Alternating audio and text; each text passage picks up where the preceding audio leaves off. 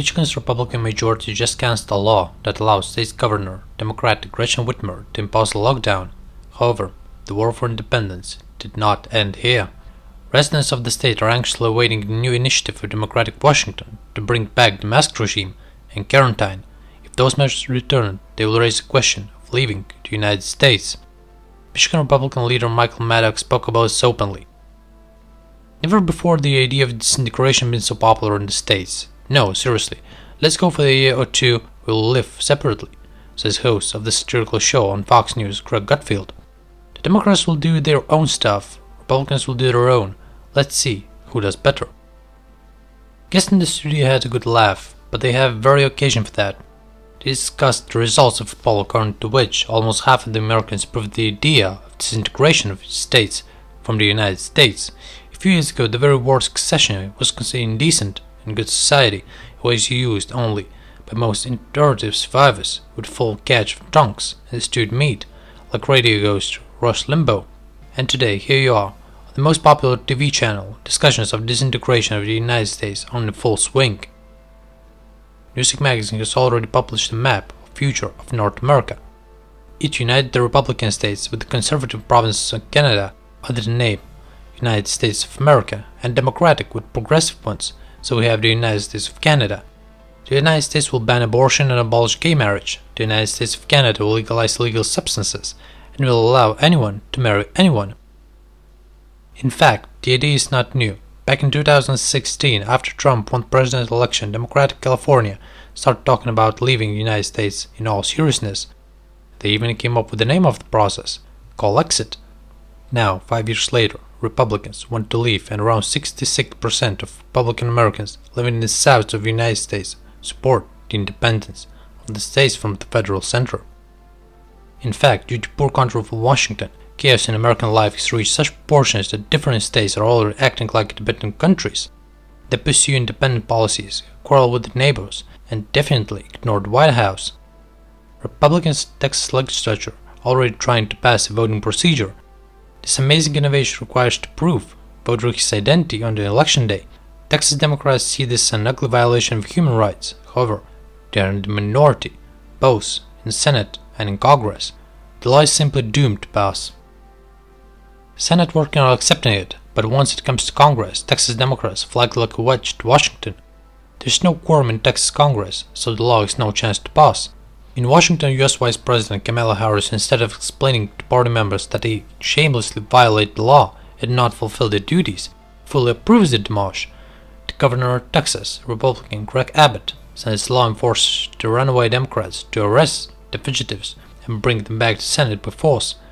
Unfortunately, Texas Rangers don't have that kind of authority outside the state.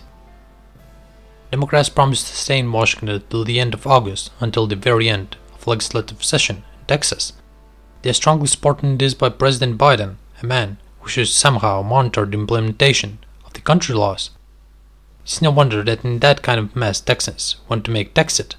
Why do we need a federal government? Asked Daniel Miller, head of Texas National Movement and Texas activist.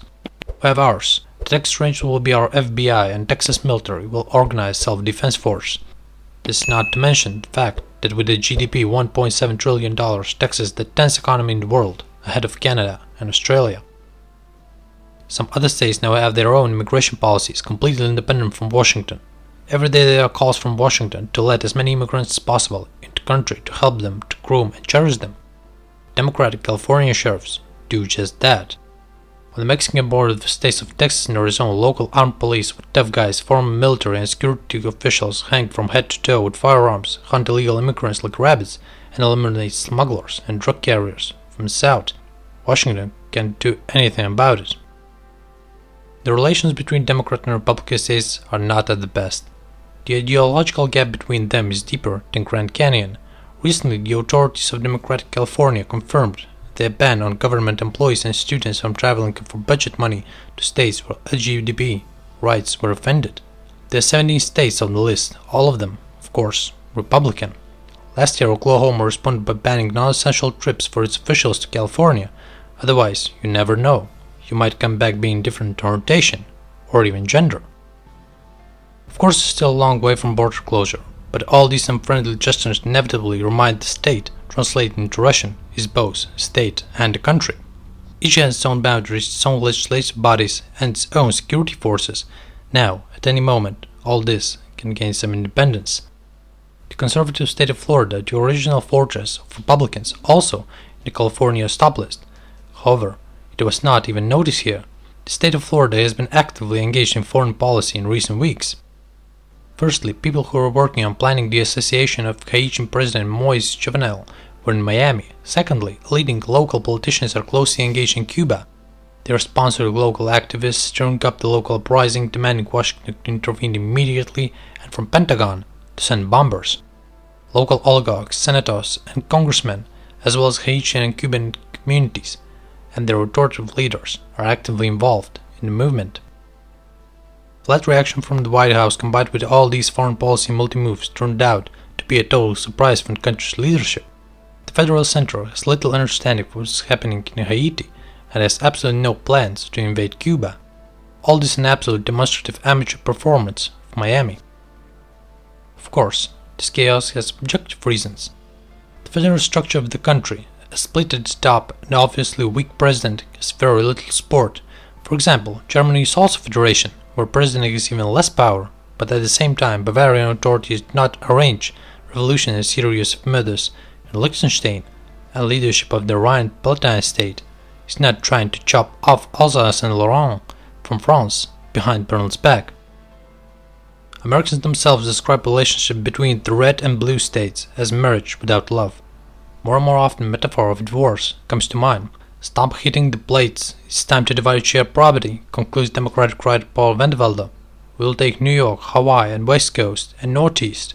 You'll get Texas, Mississippi, the Confederation.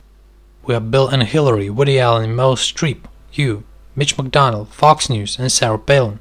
Us, Disneyland and Hollywood, you, Baptists and Tornadoes. Divide the Grand Canyon in half. Let Alaska go to whoever he wants.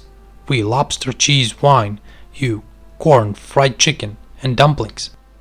Intel and Google, for us, Halliburton and Dell for you. And finally, we will keep all our taxes, and for once, you'll have to pay for everything on your own. It was written 9 years ago, and the author was real divine oracle. Today, more and more state governments are acting as if the United States of America were indeed entering the last stage of their existence. If you liked the video, be sure to subscribe and ring the bell.